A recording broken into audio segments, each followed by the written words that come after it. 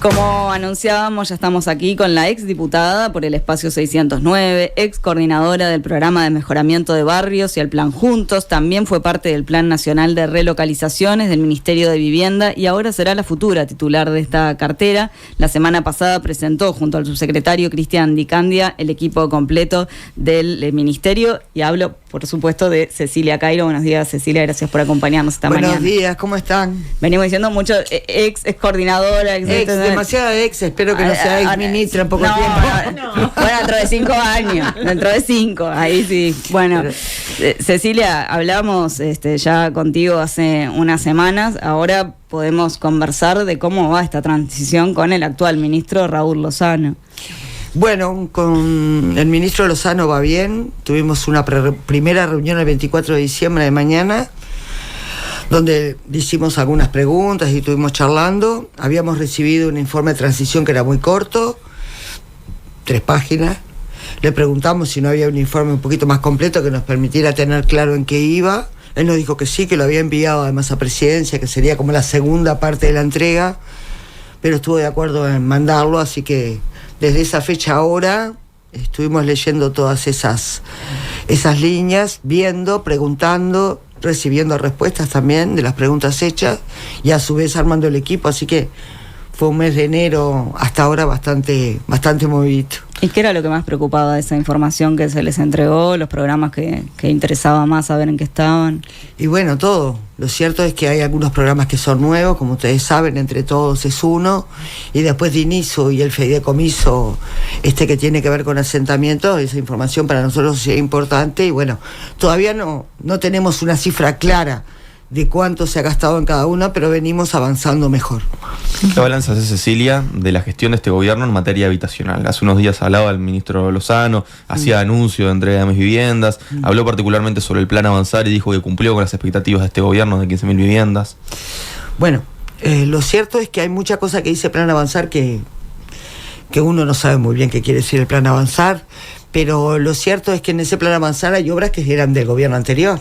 La Paloma, Parque Caucelia, hay muchas que son del PMB, del Programa de Mejoramiento de Barrios. Esas se están terminando algunas, otras le falta un poquito en La Paloma, y el Plan Avanzar a su vez, que todavía no sabemos muy bien qué significa, yo creo que es regularizar asentamientos, pero no es un programa específico.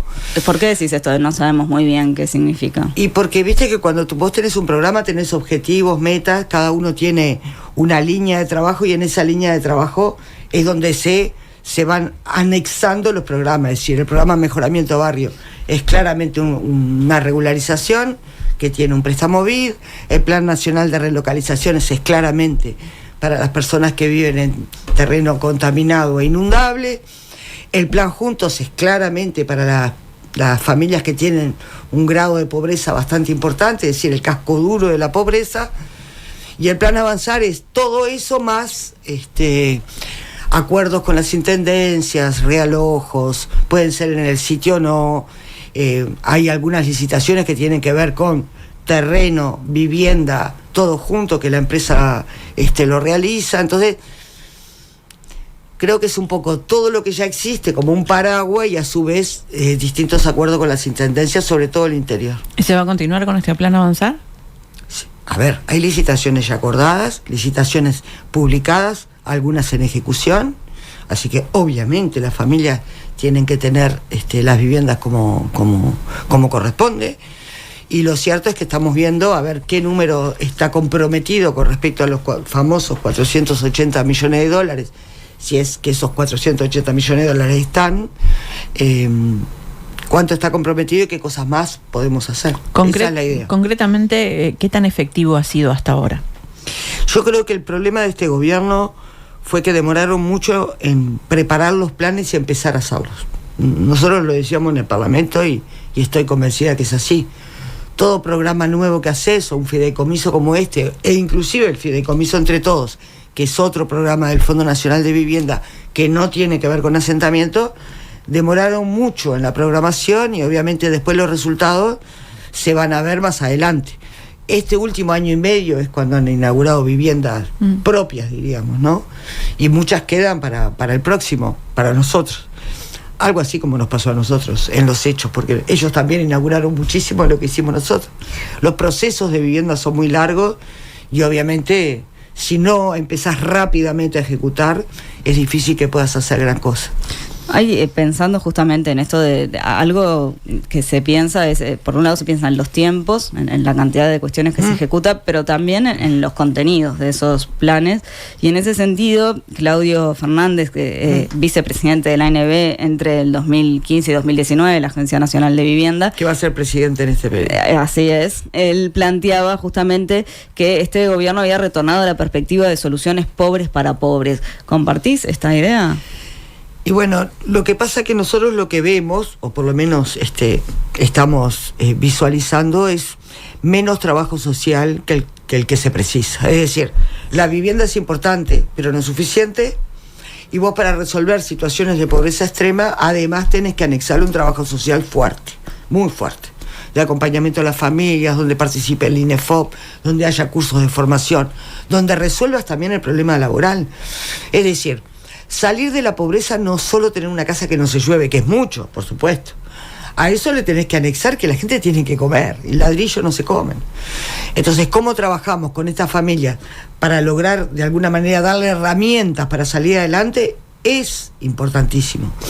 Y el Plan Avanzar, por ejemplo, tiene 8 trabajadores sociales para todo el país. Te darás cuenta que no es suficiente. Creemos que ahí hay que hacer una apuesta grande a acompañar los procesos de obra con los procesos sociales que son indispensables. ¿Habría más contrataciones entonces por ese lado? El plan junto tiene trabajadores sociales. Yo no digo que no, yo digo que está bien la ejecución del programa, está bien armar los planos y el proyecto ejecutivo, pero si a eso no le anexamos que las familias acompañen ese proceso, que entiendan lo que va a pasar, que cómo se va a hacer la casa, que cómo se mantiene una vivienda, si no le damos herramientas de trabajo, si no hacemos todo eso, seguramente lo pones en una vivienda nueva y lo que sucede es que el barrio termina perdiendo. No hay identidad en el barrio nuevo. No hay identidad. Vos vas a un lugar donde no conoces. Entonces, el trabajo social lo que te permite es incluir todas estas cosas de las que te estoy hablando. Y estuvimos en Salto, Paysandú, Río Negro, y lo que vimos, por ejemplo, en Salto, que están trabajando en el Andresito, que hay un plan juntos, con un obrador, con gente que trabaja y ayuda a las familias, es una cosa, pero hay otros planes, como por ejemplo también en Salto, donde están construyendo viviendas 40 y pico, en donde estuvimos, no hay familias, no hay nadie, hay solo obreros construyendo casas. Es decir, que la familia inexorablemente se va a instalar ahí, pero no hubo un contacto con el todo, inclusive con la familia que te va a tocar de vecino. Claro. Y todas esas cosas son importantes. Y esa parte nos preocupa. Entonces me preguntás, ¿va a haber más contrataciones? Yo te diría, el trabajo social es indispensable. Si no hay un proceso de restauración de derechos, no existe un proceso de restauración de derechos, entonces sí vamos a tener un equipo que va a trabajar sobre todo en territorio. Cada uno de los planes que tenemos van a haber personas que van a trabajar, trabajadoras sociales, referentes sociales de los barrios, que van a trabajar allí para justamente crear esta nueva dinámica de construcción de ciudadanía. Si no, los problemas de violencia, de pobreza extrema no se resuelven. Aprendí en estos 5 años que no es solamente una cuestión de hacer solo una vivienda, sino que a eso le tenés que anexar mucha cosa más, mucha comunidad. Si pensamos, Cecilia, en este primer año de gestión, según informó Búsqueda, de los documentos de transición que recibieron ustedes, se desprende que la cartera va a tener poco aire para definir y para ejecutar nuevas políticas. ¿Qué tanto complica este panorama que hay para este primer año de transición, de gestión? Mirá, Búsqueda, es verdad, publicó algunos números, nosotros no tenemos claro si son exactamente esos o no, estamos justamente empezando a rascar para ver qué tenemos en cada uno de los programas. Hay mucha obra para ejecutar, así que eso lo vamos a hacer. Vamos a trazar, no solo tratar de acelerar los plazos, sino construir lo que te decía, comunidad con esa familia, y haremos lo que podemos en este año. Y después vendrán los que vienen, donde además creemos que no es solo un problema del Ministerio de Vivienda, así que van a existir reuniones. Estuvimos conversando en el edificio Alemania con el resto de los equipos de los ministerios, y vamos a tener reuniones donde va a estar el Ministerio de Salud Pública, por supuesto, el Ministerio de Trabajo, sin lugar a duda, va a estar el Ministerio del Interior, va a estar el MIDES, el Ministerio de Educación, y nos vamos a juntar para elaborar algunos ejes que para nosotros son centrales, que tienen que ver con la primera infancia. Entonces, ¿qué quiere decir esto? Que al final, en el presupuesto quinquenal que tenemos que construir cada una de las carteras, una de las partes esté contemplado esto de trabajar juntos en los barrios. Si lo logramos, van a haber planes pilotos, y esos planes pilotos nos van a permitir también ver qué impacto tiene en política. Yo estoy seguro que va a ser muy importante que todos los ministerios trabajemos en el mismo momento y en el mismo lugar con las mismas familias. Ahora, más allá del detalle preciso de los números, ¿sí te consta que hay una situación compleja financiera en el ministerio? Mira, en el Fondo Nacional de Vivienda, que tiene que ver con cooperativas, hay como dos bolsas de dinero. Una tiene que ver con el fideicomiso de la DINISU, que en esa creo que algo tenemos, no sé si llega a los 480 millones, pero tenemos para seguir ejecutando las obras que están previstas y poder hacer algún ajuste con las intendencias. Y después está el Fondo Nacional de Vivienda, que tiene que ver con el fondo que el Ministerio tiene, que está destinado a cooperativas y al Plan Entre Todos. Ahí es cierto que hay una lista de espera muy importante de cooperativas para firmar, escriturar, es decir, firmar el préstamo, que tenemos que ver cómo se va cronológicamente adaptando, porque obviamente esos son desembolsos de dinero, y me hablan que hay más de 100, así que vamos a tener que generar un cronograma de trabajo con las federaciones, y además hay sorteos que se van a hacer, y ahí sí estoy un poco preocupada. Después, en el Entre Todos, tiene que ver con un fideicomiso que armó este gobierno, que tenía que ver con que los privados construyeran y nosotros de alguna manera los ayudábamos en esa construcción. Eso no ha tenido mucho éxito, me lo temía, se lo dijimos en el Parlamento, no ha tenido mucho éxito, y entonces las autoridades me decían que hay que ver cómo está funcionando la herramienta y cuáles deberían ser los cambios. Vamos a revisar todo eso también. Y por supuesto el Banco Hipotecario, que tiene algo que ver con Entre Todos para primera vivienda, que es uno también de las líneas de trabajo que tenemos como gobierno. Supongo que este gobierno tiene que haber asumido algunos compromisos, ¿no? Compromisos con fechas. ¿Tienen eso armado como para saber si con el presupuesto que hay se puede llegar a cumplir en ese tiempo que se ha comprometido, o se va a demorar un poco más? El presupuesto, que sería el presupuesto del próximo gobierno, es decir, del nuestro, sería en el año que viene, porque hay que votarlo el presupuesto quinquenal, lo que significa que en este el 2026. año, ahí va, que este año lo que tenemos es el presupuesto votado en el periodo que yo integré hasta ahora, hasta el 15. Entonces, nosotros con este presupuesto vamos a tratar de priorizar algunas líneas que son de fácil ejecución, que tienen que ver, como te decía, con la primera vivienda. Es decir, con las personas que se presentan a tener un préstamo que no tienen capacidad de ahorro, el Banco Hipotecario puede ayudar para que estas personas lo tengan.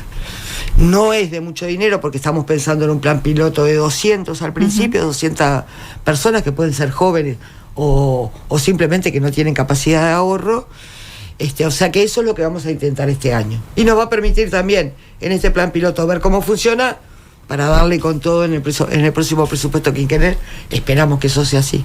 Cecilia, a propósito del tema de las cooperativas, Orsi firmó el compromiso de asignar el 1% del PIB a las políticas de vivienda en una asamblea del COVIPRO. Recordemos que este gobierno tomó alguna medida en relación a este tema, se concretó la aspiración, de finalmente lograr la tasa del 2% para todas las cooperativas por préstamos para la construcción de viviendas. ¿Eso ha sido suficiente? ¿Qué más falta? Bueno, el 1% no es lo que tiene hoy el Fondo Nacional de Vivienda, y supongo que vamos a hacer todos los esfuerzos de hacerlo. Es verdad que también Orsi estuvo en un momento donde creíamos que la regla fiscal estaba bárbara, y resulta que la regla fiscal se les torció y que hay un endeudamiento mayor al que esperábamos. Vamos a tratar de tender a esto en el quinquenio, que no quiere decir que pase el primer año, ¿está? Me decía la cooperativa, el 2% se firma este martes, es decir, mañana, un acuerdo con las cooperativas porque el 2% es al buen pagador. las cuentas de las cooperativas desde el 2019 no estaban siendo depositadas en el Ministerio de Vivienda, sino en una cuenta extrapresupuestal. Este acuerdo que yo les digo es que el dinero que tienen las cooperativas en esas cuentas va a ir al Ministerio de Vivienda, y eso va a servir también para dar otros préstamos, sin lugar a duda, porque es un monto importante. Claro. Es verdad también que algunas cooperativas no llegan a tener todo el dinero depositado, así que seguramente se va a instalar una comisión para ver cuál es la situación, que no tendrían, entre comillas, derecho a buen pagador, porque eso era una de las líneas de trabajo. Entonces, el ministro me lo explicó, lo firman el martes, eso también me lo comunicó, y después que eso se firma veremos cómo armamos esta comisión de trabajo. ¿Y de qué forma, Cecilia, se va a potenciar el Fondo Nacional de Vivienda, que es una de las prioridades? Y bueno, lo cierto es que el Fondo Nacional de Vivienda viene del fondo que ya tenemos, que la vez que tuvimos más fue un 0,53% del PBI. Así que trataremos de aumentar. ¿Por qué?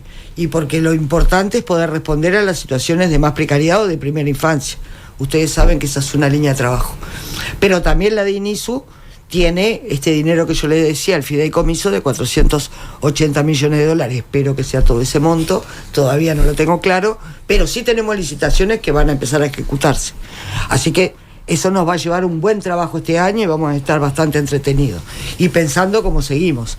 El PMB, por ejemplo, que es del préstamo BID, se firmó un nuevo préstamo, este gobierno lo firmó, y tendremos más para ejecutar en los barrios para la regularización. Así que este año yo creo que vamos a estar enfocados en cumplir con lo que ya existe y ver cómo estamos económicamente para ver qué cosas más podemos hacer, sabiendo que hay algunas líneas que nos planteamos como prioridad, que lo planteó quien va a ser presidente el 1 de marzo, Yamandu Orsi, y que vamos a trabajar en eso todos juntos, desde el Ministerio de Economía hasta nosotros. Si pasamos a la ley de promoción de vivienda, consultarte, bueno, si se debería cambiar, pensando en esto que el fin último es que existan alquileres accesibles, y en parte, en realidad, se termina beneficiando a los inversores, ¿no? del gran capital. Mira, nosotros habíamos puesto algunas reglas en viviendas promovidas que este gobierno decidió sacarlas.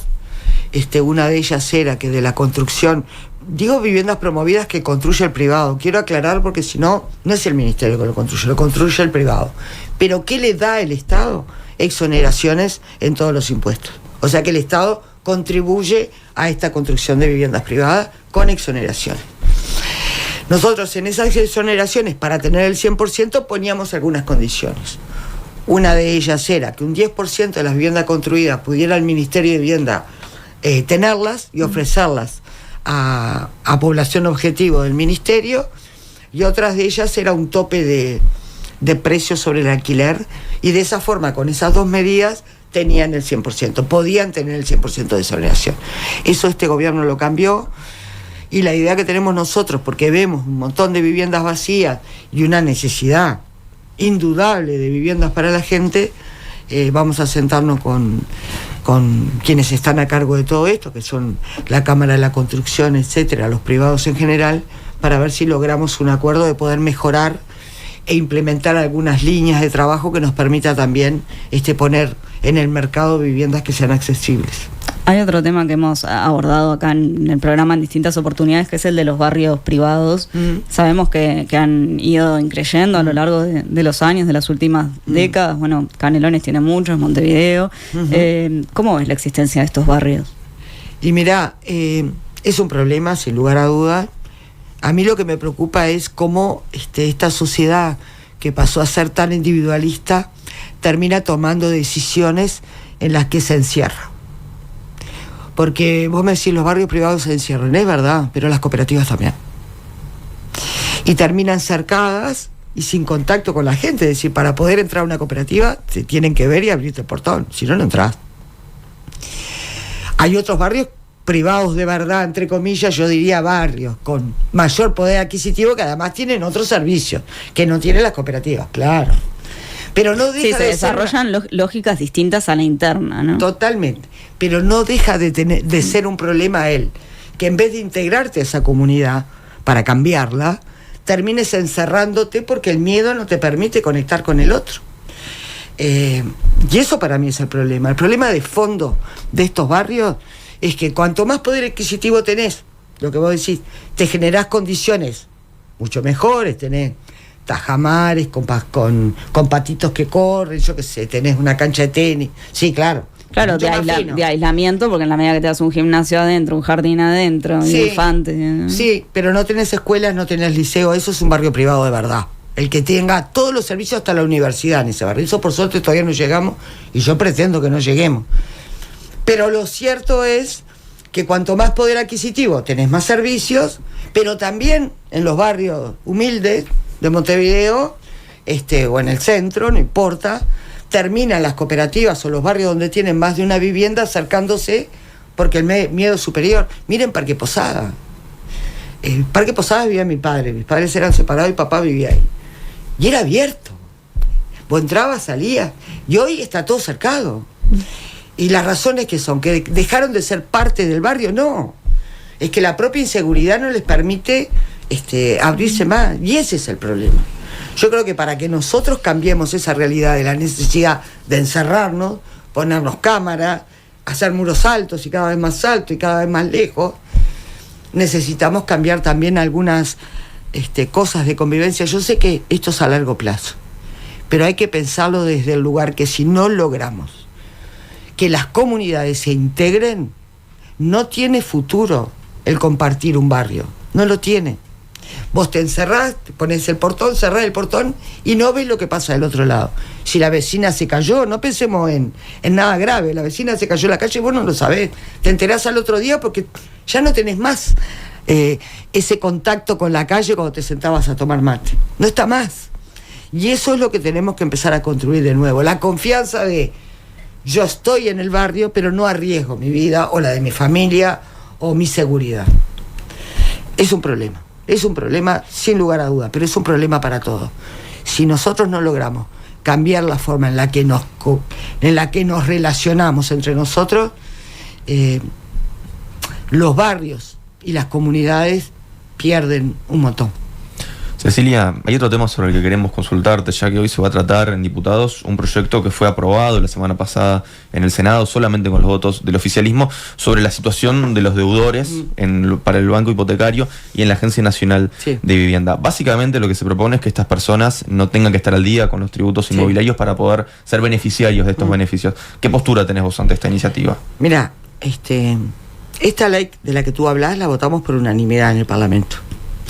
Hubo muchísima discusión sobre el proyecto y tenía una de las condiciones tener la contribución al día, que no es nada más que estar seguro que lo que estás pagando no está embargado. La deuda genera embargo. Entonces, tener la contribución al día era también contemplar a las intendencias de los distintos departamentos, que son los tributos que pagás para la ciudad de todos. Salió así por unanimidad, fue para la agencia.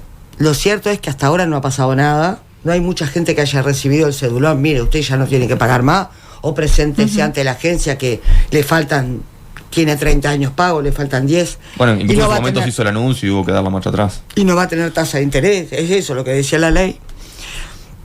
Entonces, recién ahora la reglamentaron. ¿Por qué no recibían las comunicaciones? Porque todavía no estaba reglamentada. Recién ahora la reglamentaron. Y antes de ponerla a ejecutar, ya quieren hacerle cambio. Nosotros lo que decimos es, estamos al final del periodo. Es más, va a haber esta sesión hoy, pero después no hay más, porque el sábado asumen las nuevas autoridades electas.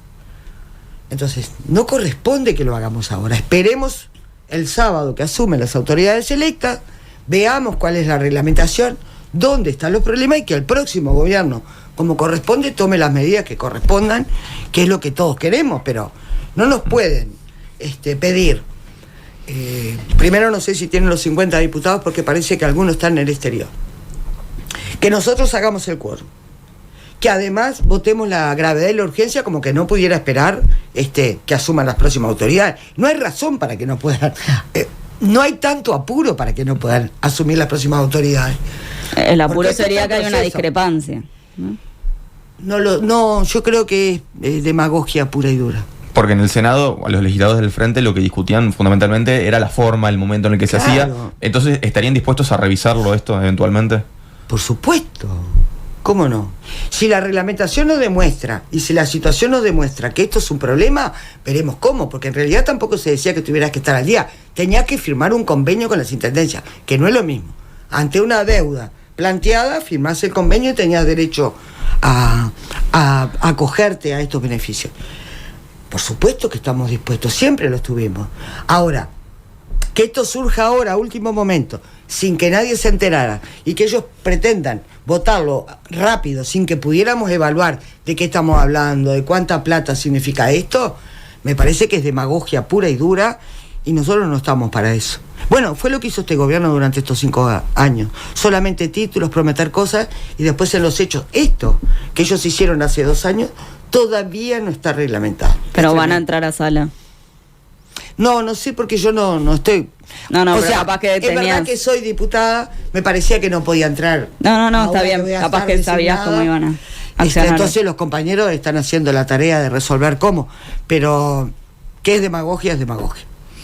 Queríamos tratar otro tema con vos que tiene que ver con las elecciones departamentales de mayo. Bueno, el jueves pasado el senador Mario Vergara lanzó su candidatura a la Intendencia de Montevideo. Es apoyado por el Movimiento de Participación Popular, aunque en el plenario de hoy también van a dar los votos por Salvador Esqueloto y por Verónica Piñeiro, que también van a ser candidatos, si es que salen votados. Ahora, ¿por dónde pasan las principales urgencias de Montevideo, a tu entender? Y mira, yo creo que es lo que nos ha reclamado la gente, ¿verdad? Nosotros tenemos que enfocarnos mucho en el tema de basura y ver cómo lo resolvemos. En vialidad, sin lugar a dudas. En veredas, que me parece que es un tema importante, sobre todo en el centro de Montevideo. Tenemos que enfocarnos en nuestras cosas y tratar de resolverlas. Y tiene que ser un proyecto a 10 años que construyamos con la gente. Darle mucha pelota, pero mucha a los municipios, que son los gobiernos que están de cercanía. Y yo te diría que la política tiene que, desde abajo hacia arriba y no de arriba hacia abajo. Por eso este programa que estuvieron elaborando los compañeros y los PEM, que es un lugar donde se juntan todos los actores territoriales para designar los candidatos a alcaldes, tienen que trabajar sobre todo en las diferentes situaciones que pasan en los distintos barrios. No es lo mismo el Cerro que Piedras Blancas, no es lo mismo. Y seguramente algunas cosas que hagan en el Cerro van a tener un muy buen impacto y en Piedras Blancas no va a suceder. Y lo contrario también. Entonces, oír la voz de los municipios y los actores territoriales me parece que son una fortaleza que debe tener el próximo gobierno departamental. Montevideo tiene muchos años, es verdad, de gobierno frente amplistas con unos cambios tremendos. Hemos logrado cambiar muchas cosas en Montevideo. Hay que ahora afianzar lo que nos falta y me parece que es lo que nos está reclamando la gente y vamos por ahí. Desde la Intendencia de Montevideo se ha planteado esto del ahogo financiero por parte del gobierno nacional. El actual intendente Mauricio Zunino dijo que 2024 no es un año fácil. No. ¿Cómo está la situación financiera de la Intendencia? Y bueno, está complicada. Hay un ahogo presupuestal sin lugar a dudas, que los compañeros que están hoy en la Intendencia están tratando de acompañar para que esto se calme y de alguna manera lleguemos bien al 2025. El gobierno nacional le debía alguna que otra plata que fue entregando, pero es cierto que no ha sido considerado la capital con los fondos que corresponden por habitante. Este gobierno lo hizo todo el tiempo. En Montevideo y Canelones lo vivimos todos los días, inclusive con vivienda. Tú vas al interior y hay un montón de viviendas en todos lados y en Montevideo ha sido difícil construir. ¿Por qué? Y porque los gobiernos son frente amplistas. Son de esas cosas tremendas que pasan en política que nosotros no lo vamos a hacer, eso también lo aseguro. Y tranquilizo a los que viven en el interior. Para mí el interior de Montevideo es igual y todos tienen los mismos derechos. Cecilia Cairo, futura ministra de Vivienda, muchas gracias por acompañarnos esta mañana en Nada que Perder. No, por favor, gracias a ustedes como siempre. Hasta la próxima. Nada que perder.